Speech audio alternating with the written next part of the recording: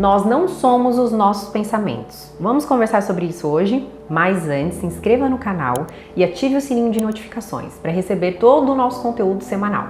Quantas pessoas não sofrem com os próprios pensamentos? Muitas, né? Então hoje eu quero explicar para vocês o que são os pensamentos e como a gente consegue conviver com eles de uma forma um pouco mais tranquila. O cérebro é um órgão, é a nossa máquina central que produz os pensamentos. Então os nossos pensamentos, eles não vêm do além, eles são produzidos. E quando a gente sente o que a gente pensa, por exemplo, eu penso em uma coisa muito legal que me traz calma, me traz paz, isso significa que eu me conectei com os meus pensamentos.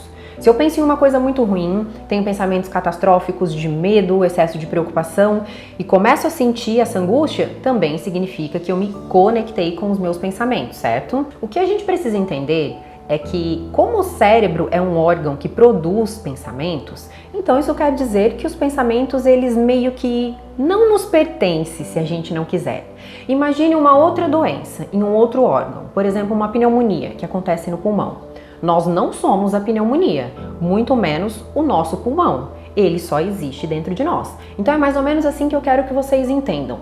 Imagine um drone. Imagine que esse drone seja o seu pensamento. Ele está aqui, passando, mas ele não faz parte do seu eu completo. Então quando vier um pensamento ruim, você pense que, ok, eu não preciso sentir o que eu estou pensando e eu não sou esse pensamento. Ele simplesmente invade a sua cabeça. Por conta do nosso processo evolutivo, a gente precisou sentir muito medo para sobreviver. Você imagina se os homens das cavernas não tivessem medo? A gente não estaria aqui hoje, porque os leões e os animais da selva teriam comido eles. Então o medo, ele vem para um processo de evolução. O problema é que hoje a gente não precisa sentir tanto medo quanto antes. Claro, temos os nossos problemas, os nossos receios, mas o nosso sistema de alerta, ele foi feito para nos proteger. E ele fica o tempo todo procurando coisas que possam nos agredir, enfim, nos fazer mal. E aí, esse sistema de alerta, por isso que as pessoas às vezes perguntam assim, mas por que o nosso cérebro tende a captar sempre as coisas ruins?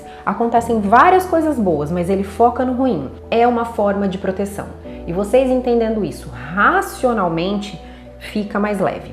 Eu fico focado só naquilo que é muito ruim, mas é o meu cérebro tentando me proteger. Então é só um pensamento. É só um drone rodando aqui na minha cabeça. Outro ponto importante, tá? O nosso cérebro, ele tá o tempo todo criando novas conexões cerebrais. Então, se você só pensa coisa ruim, isso vai reforçar essas conexões, tá? Ah, doutora, mas eu não consigo controlar o que eu penso. É natural, isso invade a minha cabeça. Você pode não conseguir controlar o que você pensa de ruim, mas você pode se expor a boas situações repetidamente e fazer com que o seu cérebro comece a criar novas conexões boas. Isso é neuroplasticidade. O nosso cérebro, ele é neuroplástico, ele está o tempo todo se reformando. Um exemplo de pessoas que só assistem coisas ruins, notícias ruins, ficam lá no celular rolando o feed, vendo coisas ruins. Isso vai reforçando o seu cérebro, criando conexões de coisas ruins. O nosso cérebro, ele aprende o tempo todo. Então a gente precisa aprender a ensinar ele a fazer coisas boas.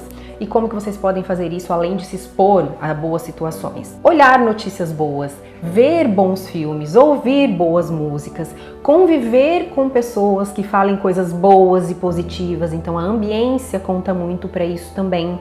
E aí tem atividades que a gente chama de musculação cerebral, que é cientificamente comprovado, que é excelente, que é o mindfulness, que é uma técnica usada para a gente aprender a trazer o nosso pensamento para o aqui e agora. Tem vídeo no canal sobre mindfulness e não precisa ter receio, eu não consigo, é meditação. Não, é uma musculação cerebral para a gente aprender a trazer o nosso pensamento para o aqui e agora. A maior angústia das pessoas é não conseguir esvaziar a mente. A nossa mente não esvazia, sempre terão pensamentos. Tem um estudo que mostra que a gente tem, em média, 70 mil pensamentos por dia. Então a gente nunca vai conseguir ficar com a cabeça vazia. Então quando você vai fazer o mindfulness ou relaxar um pouquinho, ou quem gosta de meditação, tem a falsa ideia de que precisa ficar com a cabeça vazia e não consegue. Não consegue mesmo. Vem vários pensamentos e é o boleto, é a criança na escola, é o trabalho amanhã. É normal isso, mas o mindfulness ensina você a ancorar a sua atenção. Então, por exemplo, eu estou sentada aqui nessa cadeira, entre uma consulta e outra eu faço mindfulness. De que forma? Eu ancoro a minha atenção na minha respiração, por 3 minutos. Obviamente o meu pensamento vai começar a ir para outras coisas, ele vai fugir de mim, a hora que eu vejo já estou pensando em outras coisas, mas esse é o exercício. Percebi que ele fugiu, o pensamento, eu trago essa atenção de novo para a respiração. Quem não quiser ancorar na respiração, pode ancorar em um objeto a atenção, pode ancorar no próprio corpo quando está andando, prestando atenção em todas as partes do corpo. O fato é que vocês não precisam se preocupar por a cabeça não ficar vazia, porque isso não existe, os pensamentos estão aí. A gente só precisa entender que ele faz parte de um órgão e que nem sempre eu preciso sentir o que eu penso. E me colocar em situações positivas ajuda o meu cérebro a criar conexões positivas também, certo? Eu espero ter ajudado. Um grande beijo e até a próxima.